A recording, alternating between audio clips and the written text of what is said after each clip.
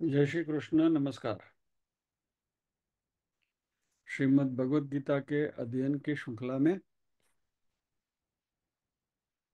छठे अध्याय ध्यान योग, आत्म संयम योग के आज के सत्र में सभी का स्वागत एवं अभिवादन। ओमकार के नाद के साथ प्रार्थना करेंगे।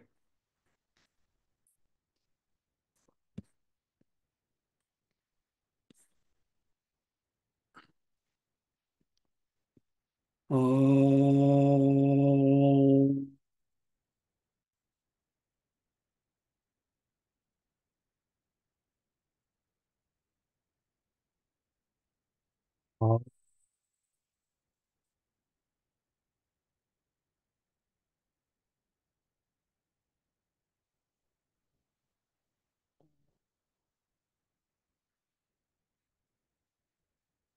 ओम।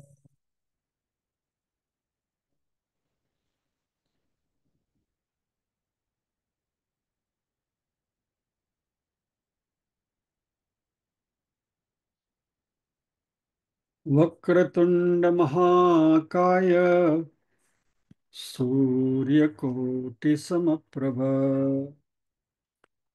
निर्विघ्नं कुरु मे देव सर्वकार्येषु सर्वदा। या कुन्देन्दु तुषारहारधवला या शुभ्रवस्त्रावृता या वीणावरदण्डमण्डितकरा या श्वेतपद्मासना या ब्रह्माच्युतशङ्कर प्रभृतिभिर्देवैः सदा वन्दिता सा मां पातु सरस्वती भगवती निःशेषजाड्यापहा।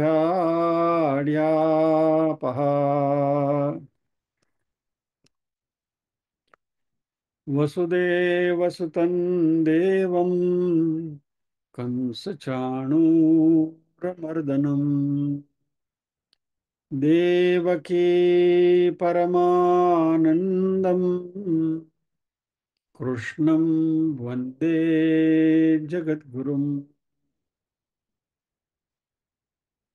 ॐ सहनाववतु सहनौ भुनक्तु सह वीर्यङ्करवावहै तेजस्विनावधीतमस्तु मा विद्विषावहै। ॐ शान्ति शान्ति शान्तिः। यत्र योगेश्वर कृष्णो यत्र पार्थो धनुर्धरः तत्र श्रीर्विजयो भूतिर्ध्रुवा नीतिर्मतिर्मम।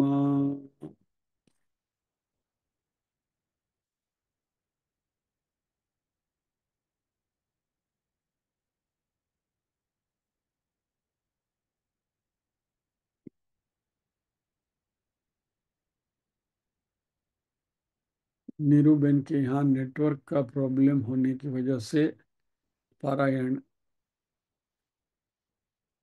मैं कर लेता हूँ। ओम श्री परमात्मने नमः। अथ षष्ठोऽध्यायः। एक मिनट नीरूबेन, હા થશે કરું. પારા?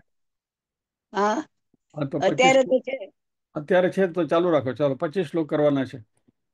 હા એક કામ કરો, 13 સુધી તમે કરો, 14 થી 25 હું કરું છું. અડધું અડધું કરીએ આપણે. હા. હા. ઓમ શ્રી પરમાત્મને નમઃ. અથ ષષ્ઠોऽધ્યાયः. श्रीभगवानुवाच अनाश्रितः कर्मफलं कार्यं कर्म करोति यः स सन्न्यासी च योगी च न निरग्निर्न चाक्रियः यं सन्न्यासमिति प्राहुर्योगं तं विद्धि पाण्डव न ह्यसन्न्यस्तसङ्कल्पो योगी भवति कश्चन आरुरुक्षोर्मुनेर्योगं कर्म कारणमुच्यते योगारूढस्य तस्यैव शमः कारणमुच्यते यदा हिनेन्द्रियार्थेषु न कर्म स्वनुषज्जते सर्वसङ्कल्पसन्न्यासी योगारूढस्तदोच्यते उद्धरेदात्मनात्मानं नात्मानमवसादयेत् आत्मैव ह्यात्मनो बन्धुरात्मैव रिपुरात्मनः बन्धुरात्मात्मनस्तस्य येनात्मैवात्मना जितः अनात्मनस्तु शत्रुत्वे वर्तेतात्मैव शत्रुवत् चितात्मनः प्रशान्तस्य परमात्मा समाहितः शीतोष्णसुखदुःखेषु तथा मानापमानयोः ज्ञानविज्ञानतृप्तात्मा कूटस्थो विजितेन्द्रियः युक्त इत्युच्यते योगी समलोष्टाश्मकाञ्चनः सुहृन्मित्रार्युदासीन मध्यस्थद्वेष्य बन्धुषु साधुष्वपि च पापेषु समबुद्धिर्विशिष्यते योगी युञ्जीत सतत आत्मानं रहसि स्थितः एकाकीयत चित्तात्मा निराशीरपरिग्रहः शुचौ देशे प्रतिष्ठाप्य स्थिरमासनमात्मनः नात्युच्छ्रितं नातिनीचं चैलाजिनकुशोत्तरम् तत्रैकाग्रं मनः कृत्वा यतचित्तेन्द्रियक्रियः उपविश्यासने युञ्ज्यात् योगमात्मविशुद्धये समङ्काय शिरो ग्रीवं धारयन्नचलं स्थिरः सम्प्रेक्ष्य नासिकाग्रं स्वं दिशश्चानवलोकयन्। जय ચાલુ શ્રી રાખો, કૃષ્ણ. ચાલુ રાખો, 25 ચાલુ. પૂરા. ચાલુ રાખો, સરસ ચાલે છે. પ્રશાંતાત્મા વિગતભીર બ્રહ્મ.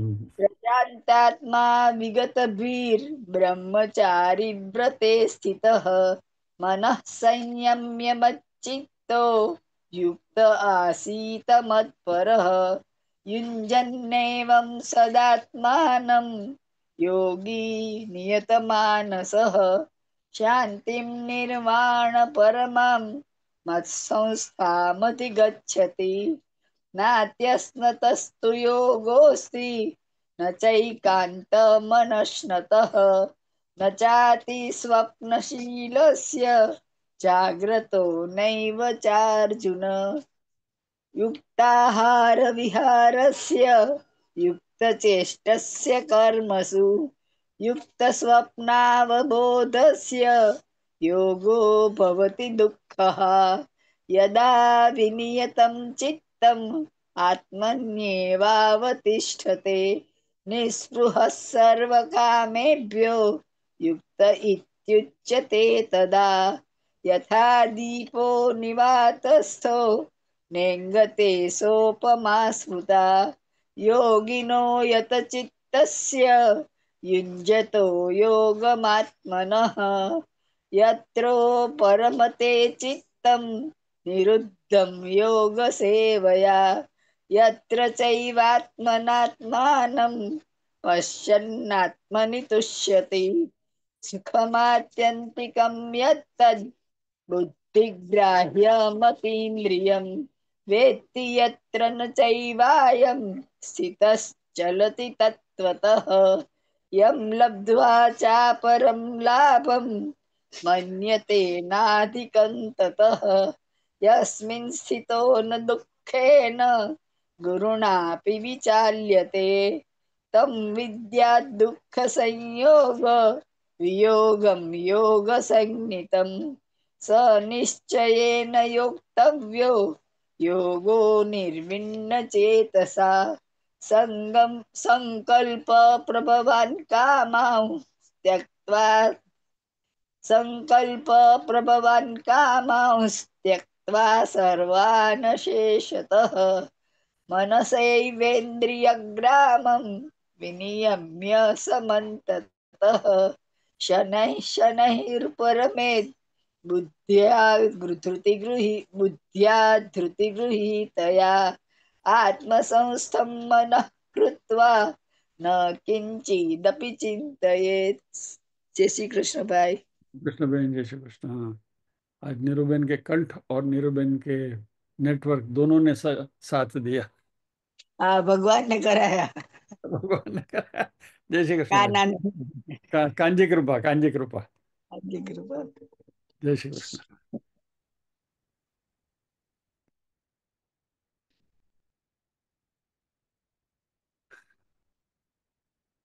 शनैः शनैः उपरमेत् बुद्धिया धृति गृहीतया आत्मसंस्थं मन कृत्वा न किंचिदपि चिंतये। धीरे धीरे, स्लोली स्लोली, बुद्धि से इसका अनुभव करते हुए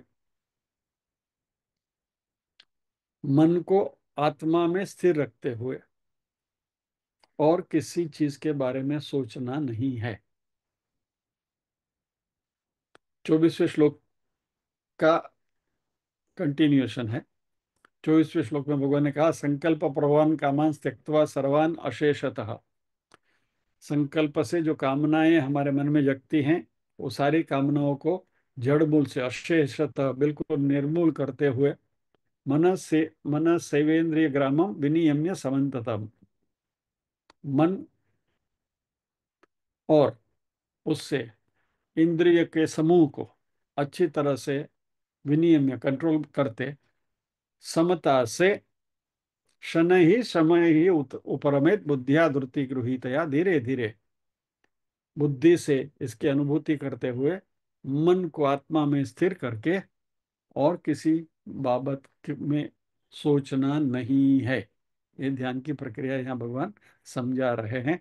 हम 25वें श्लोक के ऊपर अध्ययन कर रहे हैं, शनै ही शनै उपरमेत में।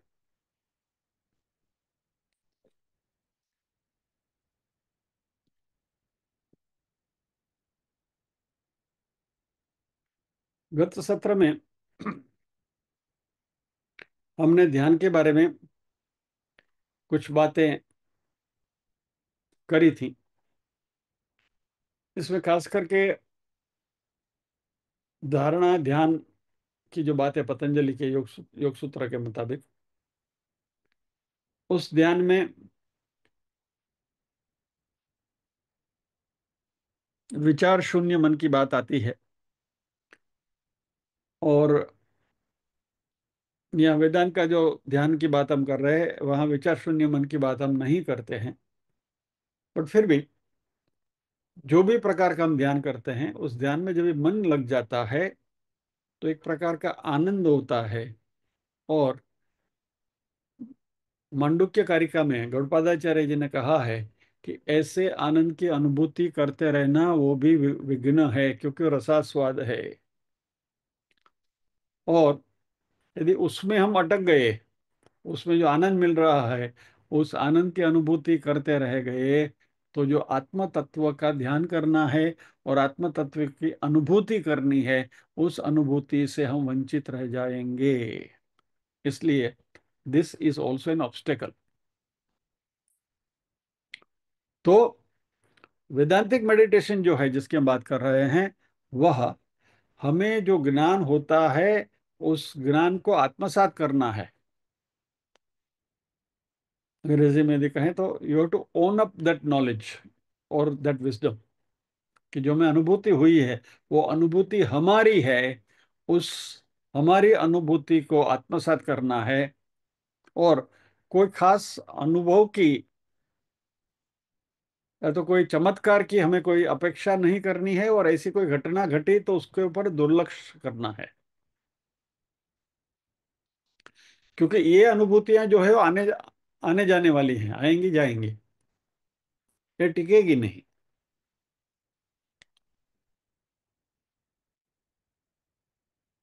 लेकिन शास्त्रों ने हमें जो सिखाया है उसके अनुसार यदि हम जो अनुभूति होती है उस अनुभूति को आत्मसात करते जाएंगे, यानी मैं, मेरे मन में जो भी वृत्तियां उपस्थित होती हैं, जो भी विचार आते हैं, मैं उसका साक्षी हूं।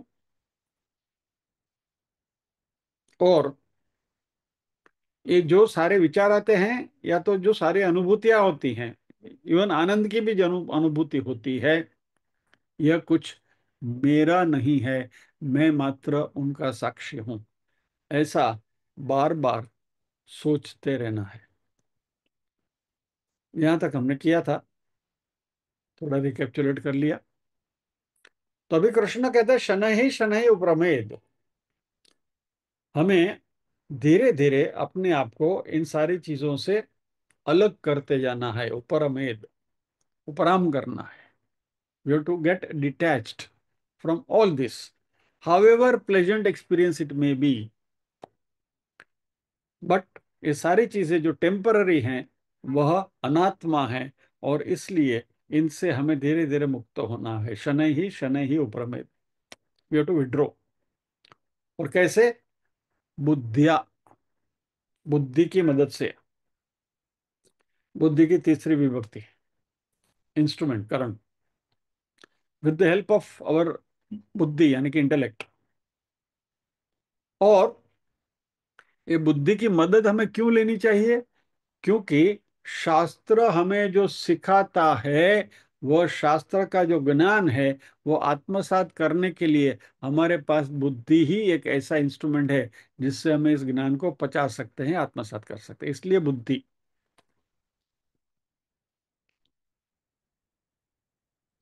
इसलिए ये जो वेदांतिक मेडिटेशन है ना, वह भगवत गीता और उपनिषद के जो विद्यार्थी हैं उन्हीं को यह आत्मसात होता है, उपलब्ध होता है। बाकी के प्रकार के जो भी मेडिटेशंस हैं वो कोई भी कर सकता है, लेकिन यदि आपको वेदांतिक मेडिटेशन करना है तो ये वेदांत का ज्ञान जरूरी है, जो हमें वेदांत यानी कि उपनिषद और उपनिषदों का सार यानी भगवत गीता से हमें ज्ञान मिलता है। तो उपनिषद, भगवत गीता, तत्वबोध, विवेक चूड़ामणि, ये सब जो हैं, ये हमें यह ज्ञान, आत्मज्ञान प्रदान करते हैं। और इसलिए जिन्होंने इन ग्रंथों का अध्ययन नहीं किया है वह वेदांतिक मेडिटेशन कभी कर नहीं सकते, यानी कि वो कर नहीं पाते। मैं यहाँ क्वालिफिकेशन की बात नहीं करता हूँ, क्षमता की बात कर रहे हैं। It is not the qualification, but it is the ability. तो ये नॉन वेदांतिक मेडिटेशन सबके पल्ले नहीं पड़ता, सबके लिए नहीं है। तो यदि कोई ध्यान सिखाने की बात करें तो ध्यान कई तरीकों से हो सकता है, त्राटक भी हो सकता है, बहुत सारे प्रकार के ध्यान होते हैं। हम उसमें will not get into that. लेकिन यदि वेदांतिक मेडिटेशन की अनुभूति आपको करनी है और ऐसा ध्यान यदि आपको करना है, यानी कि आत्म साक्षात्कार करना है, तो हमें वेदांत का ही अध्ययन करना पड़ेगा। We have to be student of वेदांत।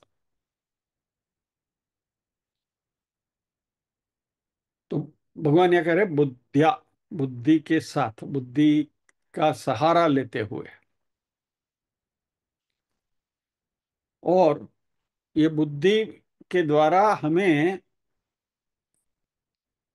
उपनिषद या तो वेदांत हमें क्या सिखाता है कि मैं ये मन नहीं हूं, और मन में जो अनुभूतियां होती हैं वो भी मैं नहीं हूं।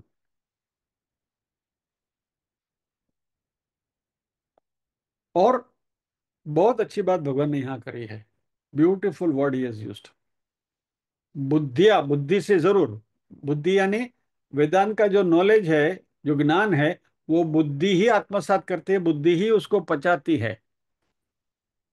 लेकिन बुद्धि भी कैसी, उसका विशेषण जो भगवान ने दिया बहुत अत्यंत सुंदर है।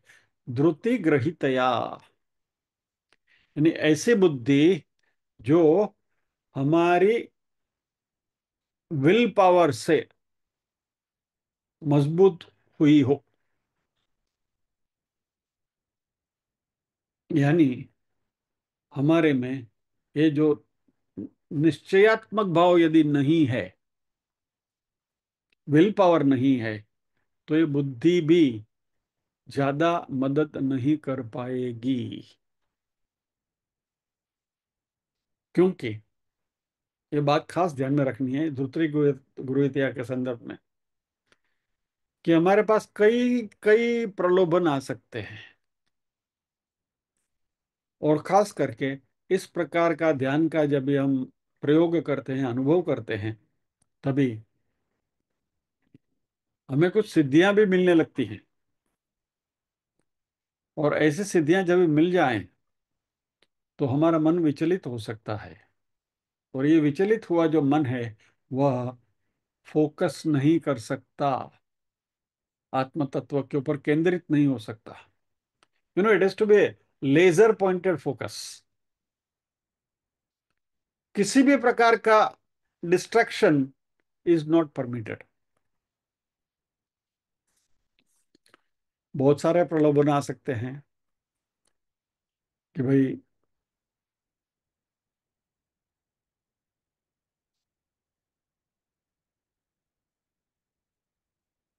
साधारण से साधारण प्रलोभन कहे तो बगैर में मेहमान आ गए, वहां से शुरुआत करें, तबीयत ठीक नहीं है, नॉट फीलिंग वेल, मूड नहीं है, कुछ ऐसा कंटाला कंटाला आ रहा है। ये छोटी छोटी बातें हैं। और बड़े बड़े प्रलोभन सिद्धियां जैसी आती हैं, जो हमने कई एग्जाम्पल्स देखे थे हमने, कि भाई समाधि, इन्होंने समाधि ले ली, इन्होंने समाधि ले ली, इन्होंने समाधि ले ली, क्योंकि ये सिद्धियां उनको परेशान कर रही थी। और इनकी सिद्धियों की वजह से आत्मा तत्व में स्थिर हुआ जो मन है, वो मन विचलित होने लगा। So they thought better to get rid of this body, इस शरीर से छूटो अभी। तो ये बहुत कुछ हो सकता है। और इसलिए भगवान ने यह स्पेसिफिकली इस शब्द का प्रयोग किया, धृति गृहीतया। ये टेम्पटेशंस, ये जो रसास्वाद जो गौड़पादाचार्य जी ने कहा है, प्लेजेंट एक्सपीरियंसेस, ये सारे टेम्पटेशन से हमें मुक्त होना है।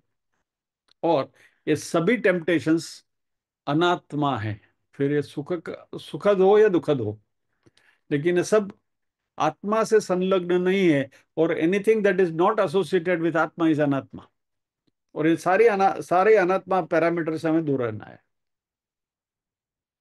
क्योंकि जो भी अनात्मा है, उनका आना जाना तय है, क्योंकि वो आते हैं और आता है तो चले जाते हैं। Because they come, they are bound to go. तो भगवान कहते हैं धृति गृहीतया, यानी बैक्ड बाय विल पावर, यानी हमारी दृढ़ता से, दृढ़ संकल्प शक्ति से जो बुद्धि है, उस बुद्धि से हमें निश्चय पूर्वक, अड़ग रहते हुए इस सारे अनात्म तत्व से दूर रहना है। उपरमेद, शनै ही उपरमेद, धीरे धीरे धीरे धीरे इन अनात्म तत्व से हमें दूर लेते जाना है। क्योंकि बुद्धि ने वेदांत के अध्ययन से ये तय किया है कि आत्मा तत्व ही सही है, सत्य है, बाकी सब मिथ्या है। आत्मा के अलावा जो भी कुछ है वो अनात्मा है। इस अनात्मा से मुझे छूटना है। और ये छूटने का संकल्प जो है, that should be firm resolve, बुद्धिया धृति गृहीतया।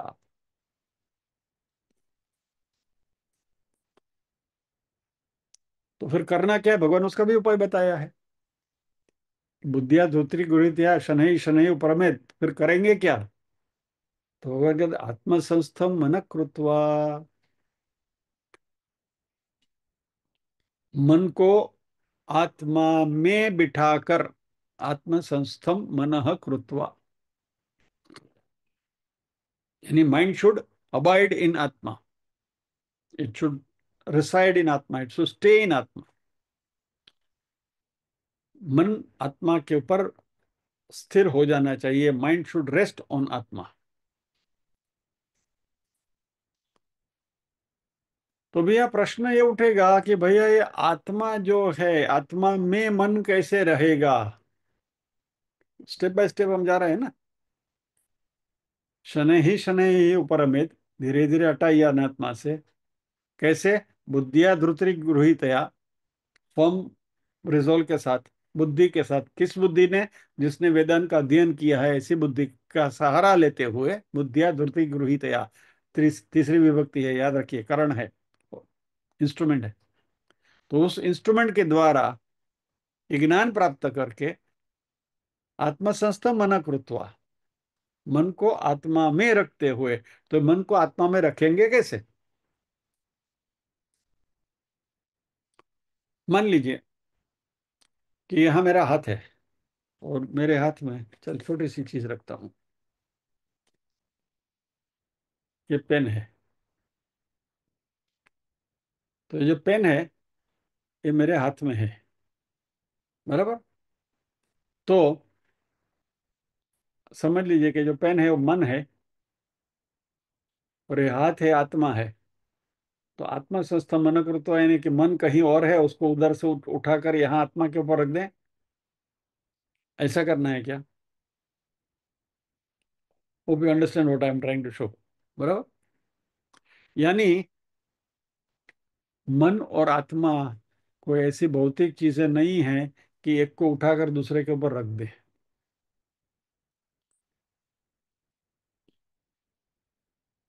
तो क्या हम ध्यान करते समय इस मन को वहां से खींचकर, जैसे मैं पेन को उठाकर लाया, वैसे हथेली पर, हथेली रूपी आत्मा के ऊपर रखा, तो क्या मन को भी कहीं से खींच के लाकर, आत्मा कहीं पड़ा है उसके ऊपर जाके उसको बिठा दे, चल भाई इधर बैठ जा, ऐसा होता है क्या?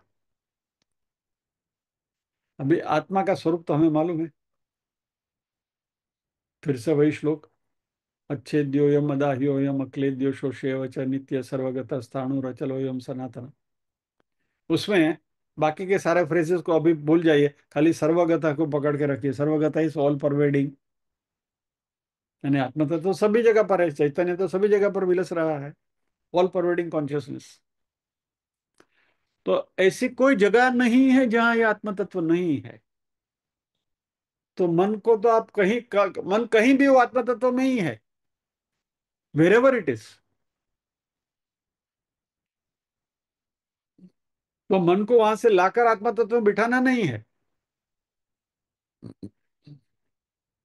जैसे स्पेस सभी जगह पर है, वैसे आत्मा भी सब जगह पर फैला फैला हुआ है। जैसे वाईफाई का सिग्नल पूरे घर में व्याप्त है, घर का एक भी कोना बचा नहीं कि जहाँ वाईफाई का सिग्नल ना हो।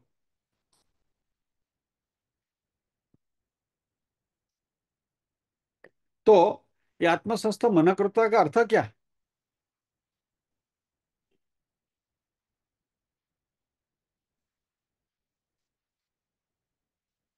मन जिसके बारे में सोचता है, मन वहां है।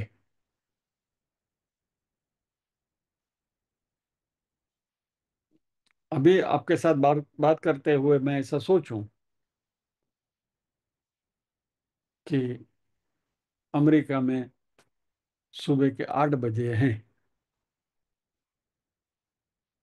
शुक्रवार के सुबह के 8 बजे हैं, तो सॉरी 9 बजे हैं, 11:30 घंटे का फर्क है। तो क्या हुआ? मेरा मन अमेरिका चला गया।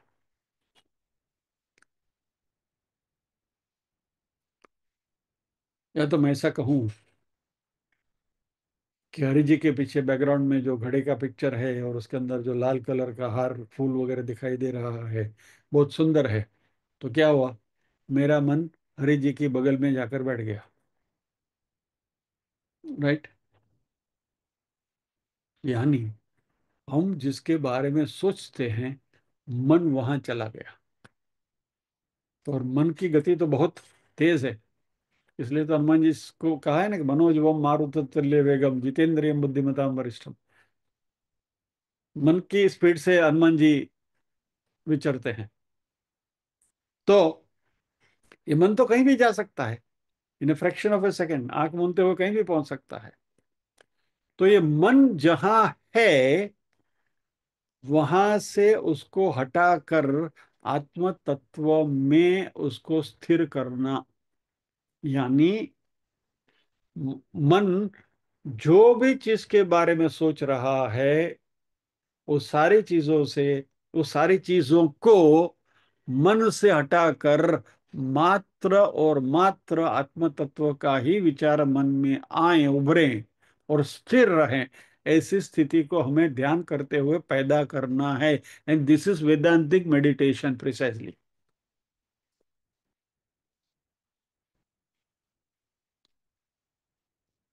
तो क्या करेंगे हम? मन को आत्म तत्व में कैसे रखेंगे? तो हम कहेंगे अहम ब्रह्मास्मि, अहम चैतन्य स्वरूपम अस्मि, मैं शुद्ध चैतन्य हूँ, I am the super consciousness. मैं शरीर मन सभी में व्याप्त हूँ। मैं ही इस शरीर को कार्य करने की शक्ति प्रदान करता हूँ। मैं ही इस मन को सोचने की शक्ति देता हूँ।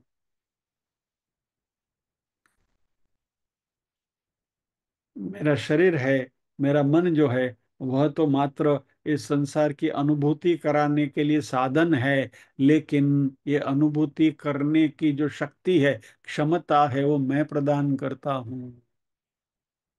फॉर एग्जाम्पल, मोटर गाड़ी के अंदर यदि चैतन्य आ जाए और गाड़ी के सभी कलपुर्जे बोलने लगे, तो मोटर की टांकी के अंदर जो पेट्रोल है, वो पेट्रोल बोल उठेगा कि मैं ही हूँ जो इस मोटर को चलाता हूँ। मैं ही हूँ जो इस मोटर को चलने की शक्ति प्रदान करता हूँ। मैं ही हूँ जो इस मोटर को चलाते हुए बैटरी चार्ज होती है, इसलिए डायनेमो चलता है, जिसकी वजह से हेडलाइट चलती है, तो प्रकाश भी मैं ही देता हूँ। मैं ही हूँ जो मोटर का हॉर्न बजाता हूँ। मैं ही हूँ जिसकी वजह से मोटर के गियर बदल सकते हैं, वगैरह वगैरह वगैरह वगैरह।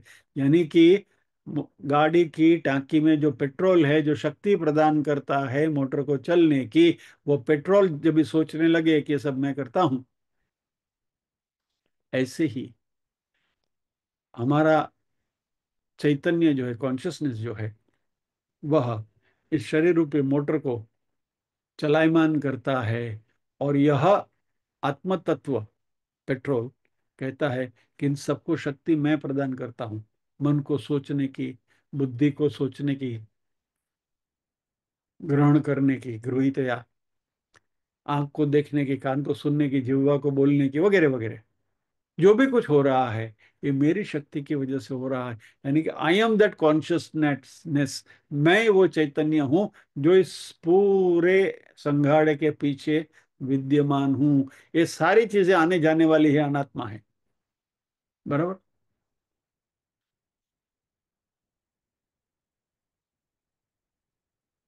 जगत के जितने सारे पेट्रोल के भंडार हैं, उस सबका एक समुच्च समूह, समूह आप सोचिए कि भाई the whole supply of petrol in the entire world is driving all sorts of cars everywhere in the universe. तो क्या होगा? पेट्रोल नाम की एक एंटिटी जो है, वह that becomes the consciousness, super consciousness. और ये सारे व्हीकल्स को चला रही है दुनिया भर में। बस ऐसे ही ये कॉन्शियसनेस, ये चैतन्य है, सारे विश्व में सभी जीवों को चला रही है। तो ये जो शरीर है, यह मात्र मोटर कार की तरह एक साधन है, एक मीडियम है, जगत का अनुभव करने के लिए दिया गया साधन। यानी गाड़ी में बैठ के एक जगह से दूसरी जगह पर जैसे आप जा सकते हैं, और गाड़ी चलाने का जो अनुभव आपको जो मिलता है लॉन्ग ड्राइव पर, जब आप जाते मजा जो करते हैं, तो मजा लेने के लिए जो साधन, जो गाड़ी हमें दी गई है, वैसे शरीर दिया गया है इस जगत की अनुभूति करने के लिए।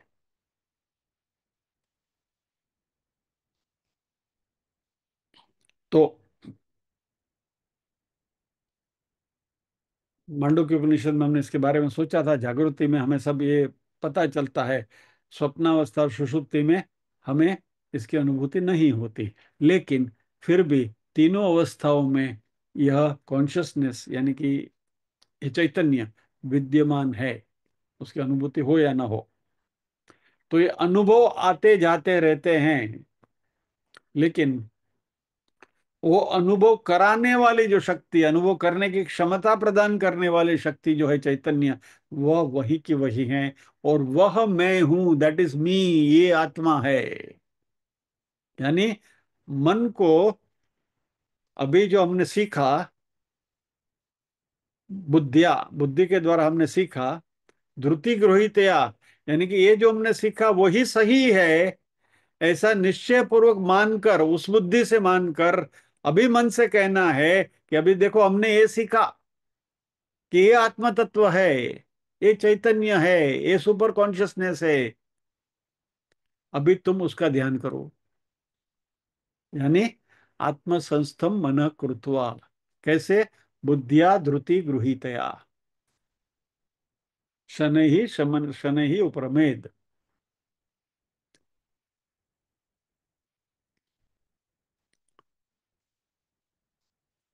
और इस तरीके से बुद्धि ग्राह्य ज्ञान को पचाते हुए मन मात्र और मात्र आत्म तत्व में ही स्थिर रहता है।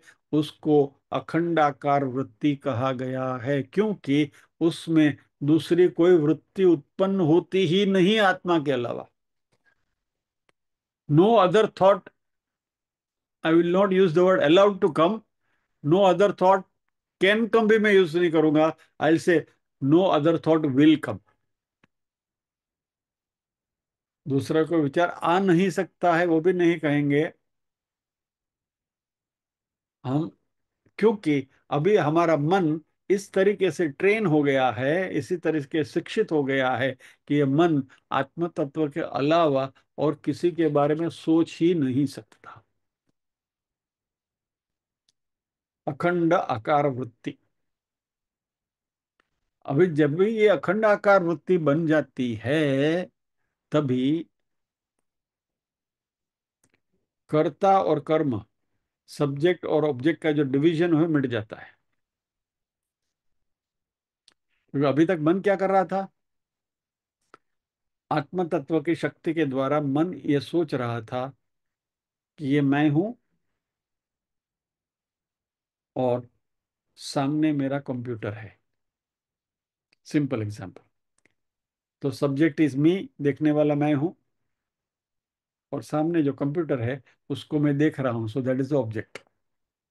सो there is a subject object relationship, कर्ता और कर्म का संबंध है। बट अभी जब ये सब्जेक्ट ऑब्जेक्ट का, कर्ता कर्म का डिवीजन जब ये मिट जाता है, तो कर्ता भी वही है, कर्म भी वही है। मैं ही सोचने वाला हूं, और मैं मेरे बारे में ही सोच रहा हूं। ये अखंडाकार वृत्ति मन की है। सो आत्म संस्थम मन कृत्वा, ये जब भी आपने करना शुरू कर दिया, मन को ये आदत लग गई। Now mind is use to think in this particular pattern. और इसलिए भगवान ने शुरुआत में शब्द का प्रयोग किया है? शनै ही उपरमेत। धीरे धीरे धीरे धीरे सभी अनात्मा से मन को हटाते हटाते हटाते, बुद्धिया धृति गृहीतया, यानी firm resolve of the mind, बुद्धि rather intellect, firm resolve of the intellect. Intellect क्या सोचती है? अभी बुद्धि क्या सोचती है? कि वेदांत से मैंने जो सीखा है वही सही है। कल ही हमने देखा था ना विवेक चूड़ामणि में, वेदांत वाक्य, गुरु वाक्य वही प्रमाण है, वही सत्य है, उसमें श्रद्धा रखनी है।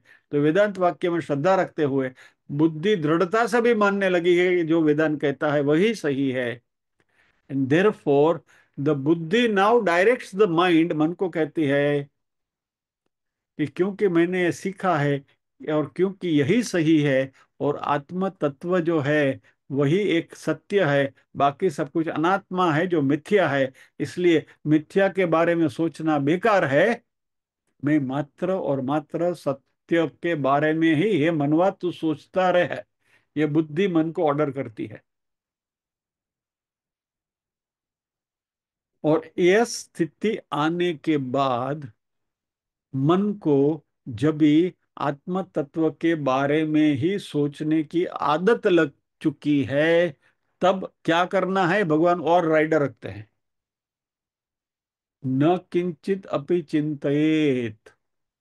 किंचित यानी कुछ भी, न चिंतयेत, अपि यानी भी, और किसी के बारे में अभी सोचना ही नहीं है। Do not disturb that thought which is now focused on atma तत्व। मन ने एक बार लेजर फोकस से आत्म तत्व को देखना शुरू कर दिया, तो अभी इस स्थिति में किसी भी प्रकार का डिस्टरबेंस, कोई विघ्न नहीं चाहिए। We do not want any disturbance, we are fully focused.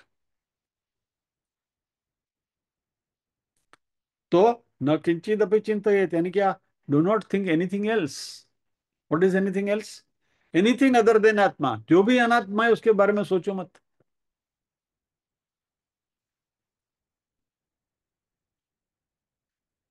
यहाँ कई लोगों ने एक गलतफहमी बना ली है, जिसके बारे में हमें उसका क्लैरिफिकेशन करना जरूरी है।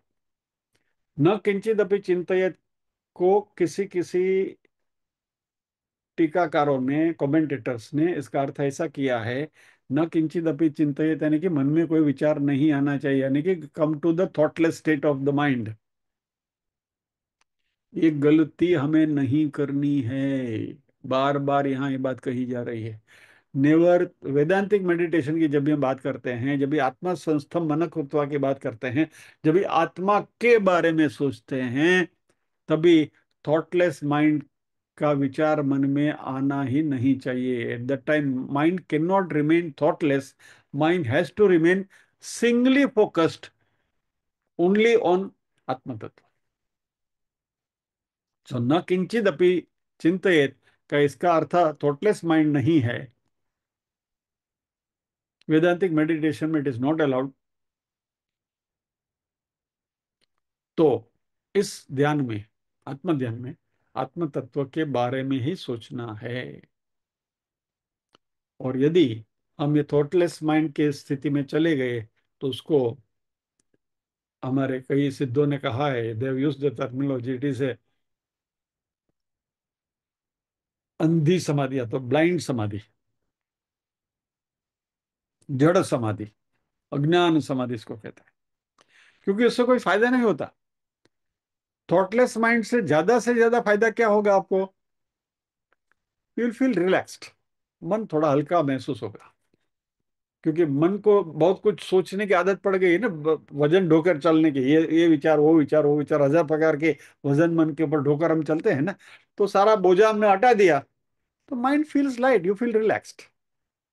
लेकिन it doesn't lead you to anywhere, वो आपको कहीं ले नहीं जाता।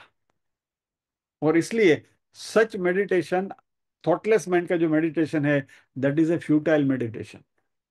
ब्लाइंड समाधि इसको कहते हैं। हाँ, एक फायदा होता है ऐसा मेडिटेशन का, हमें नहीं दूसरों को। यदि हम ऐसा मेडिटेशन करेंगे थॉटलेस स्टेट ऑफ माइंड का, तो दूसरों को फायदा ये है कि हम उनको नड़ना बंद कर देंगे कि भाई ये आदमी बैठा है, बैठा रहेगा।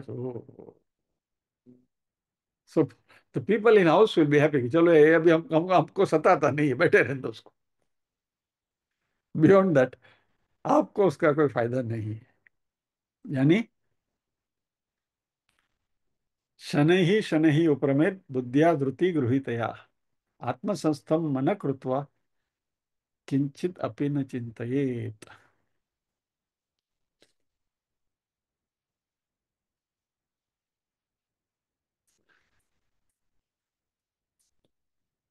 इस विचार को कुछ दूसरे एंगल से भी देखना है, लेकिन आज we shall not delve into it. आज उसमें हम प्रवेश नहीं करेंगे, अगले सत्र के लिए उसको हम रखते हैं। एक बार दो तीन श्लोक का सीक्वेंस जरा देख लेते हैं टू कंसोलिडेट दिस थॉट।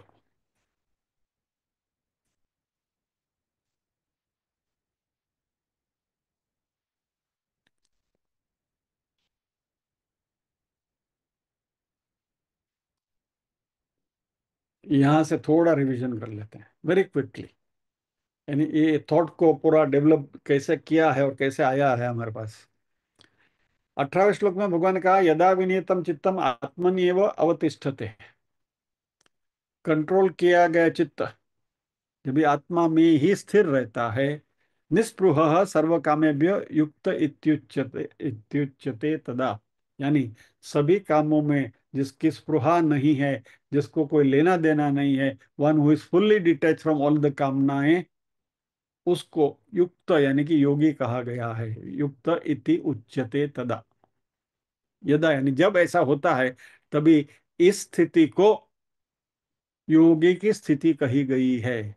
और उसकी उपमा भगवान ने दी ही, यथा दीपो निवातस्थो निगते सुपमा स्मृता। जैसे दीप की ज्योत जो है वो स्थिर रहती है, योगी का चित्त भी इसी तरह से आत्म तत्व में स्थिर रहता है। योगिनो यत चित्तस्य युंजतो योगम आत्मनः। और 20वें श्लोक में भगवान ने कहा, यत्र उपरमते चित्तम निरुद्धम योग सेवया, यत्र च एव आत्मनात्मानं पश्यन् पश्यन् आत्मनि तुष्यति। जब भी इस तरीके से योग के द्वारा चित्त है वह सारे अनात्म तत्व से उपराम हो जाता है, फ्री हो जाता है, डिटैच हो जाता है। यत्र च एव आत्मन आत्मानं पश्यन् आत्मनि तुष्यति, यानी आत्मा आत्मा में ही स्थिर होते हुए आत्मा से ही संतुष्ट हो जाता है। और फिर इसके बाद की स्थिति क्या आती है? सुखम आत्यंतिकम यत्तद् बुद्धिग्राह्यम अतीन्द्रियम वेत्ति यत्र न चैवायम स्थितश्चलति तत्वतः। आत्यंतिक सुख मिलता है और वह सुख बुद्धिग्राह्य है लेकिन इंद्रियों से परे है। अतीन्द्रियम यानी ये इंद्रियों का विषय नहीं है, लेकिन बुद्धि इसको भाप सकती है।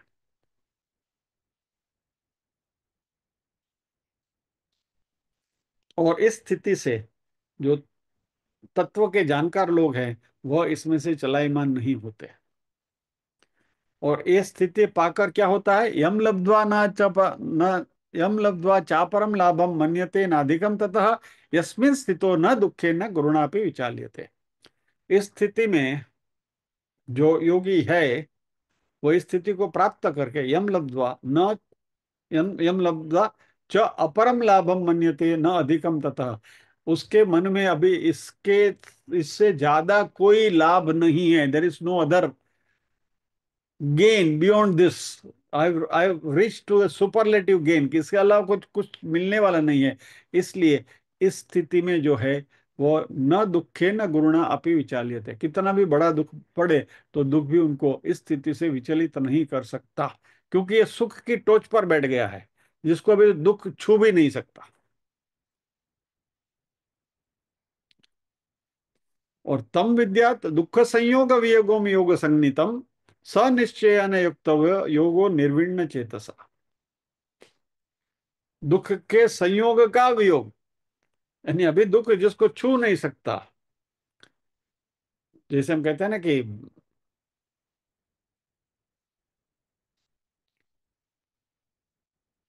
पद्म पत्र, कमल के पत्र के ऊपर पानी की बूंद टिक नहीं सकती, ऐसे इसके ऊपर भी दुख कहीं भी टिक नहीं सकता। दुख संयोग वियोगम, उसको योग कहा गया है। और उसी योग का हमेशा हमें अनुभव करना चाहिए।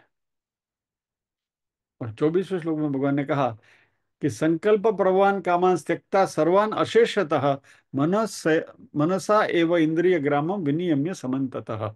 एक एक किया कैसे जाता है? तो मन में संकल्प आते हैं, ये पूरी प्रोसेस हमने समझ ली है। मन में संकल्प आते हैं, संकल्प कामना में परिणमित होती है, ट्रांसफर होती है। और ये सारे संकल्प तो आते ही रहेंगे, संकल्प को रोक नहीं सकते आप, क्योंकि मन का स्वभाव है संकल्प करना। तो संकल्प को हमें रोक नहीं सकते, लेकिन आए हुए संकल्प को कामना में परिणमित होते हुए रोक सकते हैं।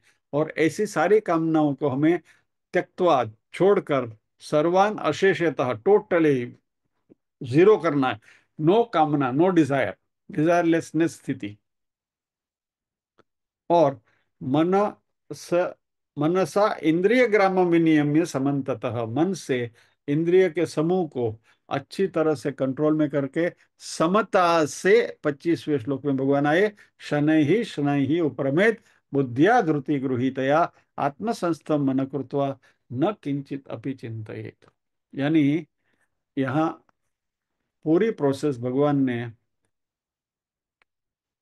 18वें श्लोक से शुरू करते हुए, स्टेप बाय स्टेप उसको डेवलप करते हुए, इवोल्व करते हुए, हमें आत्म तत्व में मन को कैसे स्थिर रखना, इसकी पूरी जानकारी प्रदान करी है।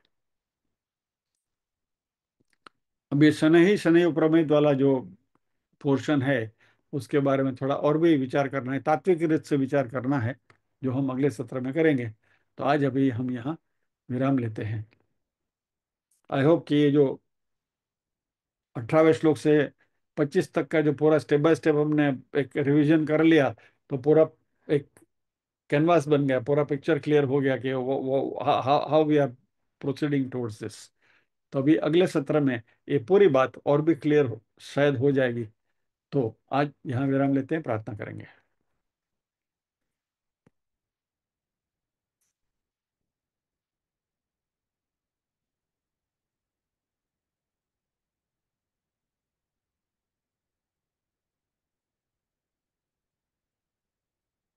ओम असतो मा सद्गमय, तमसो मा ज्योतिर्गमय, मृत्योर्मा अमृतंगमय। सर्वेषां स्वस्तिर्भवतु, सर्वेषां शान्तिर्भवतु, सर्वेषां मङ्गलं भवतु, सर्वेषां पूर्णं भवतु। लोकाः समस्ताः सुखिनो भवन्तु, लोकाः समस्ताः सुखिनो भवन्तु। नाहं कर्ता हरिः कर्ता, हरिः कर्ता हि केवलम्। ओम शांति शांति शांति ही। सभी के हृदय कमल में विराजमान परम कृपालु परमात्मा को वंदन करते हुए आज के सत्र को विराम देते हैं। अगले शुक्रवार फिर मिलेंगे, इसी श्लोक की थोड़ी अधिक जानकारी प्राप्त करेंगे। जय श्री कृष्ण।